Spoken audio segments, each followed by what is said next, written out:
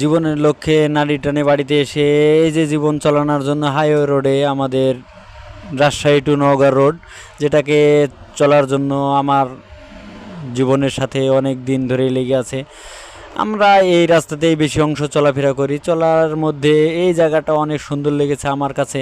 আপনাদের কাছে কেমন লাগবে জানি না, ওই জন্য আপনাদের সাথে শেয়ার করার চেষ্টা করতেছি। আর আমি তো জানিনি, যে জায়গাতেই যাই সেই জায়গাতেই একটু করে তুলে ধরার চেষ্টা করি।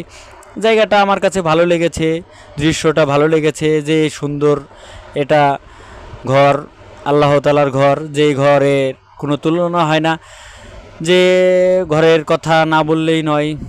এই সেই ঘর, যে ঘরটা দেখতে ভালোই লাগে এবং ভালোই হয়েছে। মার্শাল্লাহ, আল্লাহ তাআলার হুকুম, আল্লাহ তাআলার নিয়ামতের সেই জিনিস, যেই ঘরটি, সেই ঘরটি এই যে তুলে ধরা হয়েছে।